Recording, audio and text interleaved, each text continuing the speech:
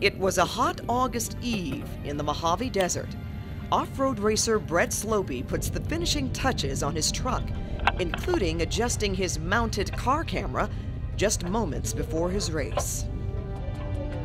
Brett was geared up for the California 200, a popular 200-mile race in the wide-open desert. It was a 50-mile course the 28-year-old race veteran had raced before, even trained his entire life for. Slopey's goal? To just cross the finish line.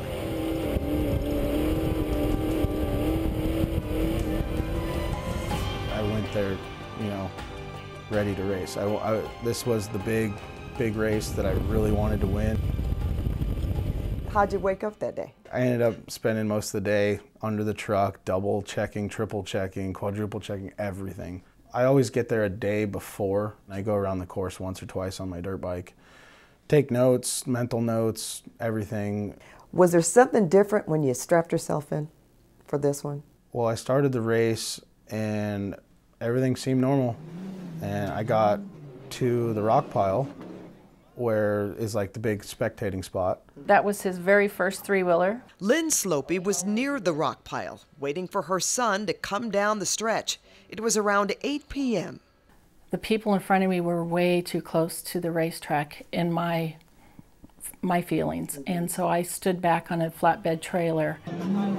I caught up to a slower truck in front of me, and I was in his dust. I started slowing down, and I got to the rock pile jump where everyone spectates, and I went off the jump, and when I landed, the steering wheel yanked out of my hands, and that's never happened like that before. I mean, it just ripped out of my hands, and the truck instantly went sideways, and as it started going sideways, I went into the crowd.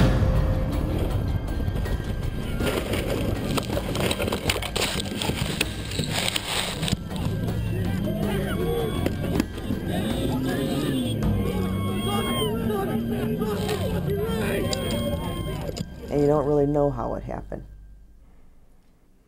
I mean, I could have hit a rock, I could have just landed wrong, anything, but when that steering wheel ripped out of my hands, I had no control. And you knew at that point that there were people there? Yes. And that they were struck? Yes. I didn't even know it was him until the dust had settled, and I looked and he was upside down on his roof. I reached up and I turned my fuel pump off, I turned my ignition off, and I turned my batteries off. And I was hanging by my harnesses upside down this whole time. I undid my seatbelt, fell to my head. Once I got out of the truck, I had to crawl across one guy that was just bad. And as soon as I got out and away from that, my friends grabbed me and said, "Come on, you gotta go." Then they walked me, about 50, 100 feet away, where I took my helmet off and I stood there just wondering what happened.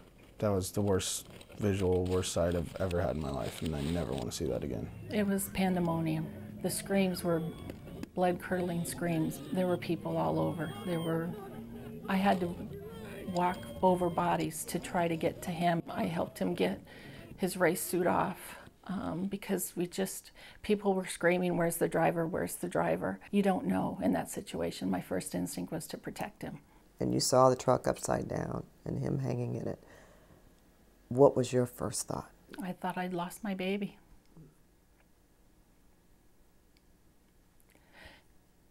And the visions of all of the people,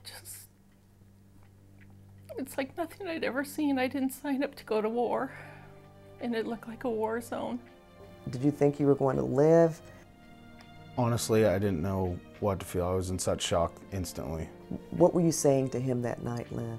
Just tried to comfort him and let him know it's not his fault. And that was tough because he was driving. The accident left 8 dead and 12 injured.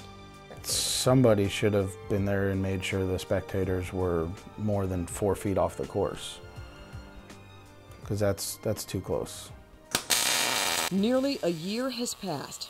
In his home near San Diego, Slopey has retreated away from the public eye. He's not even entered a race since that fatal day. I didn't want to hide.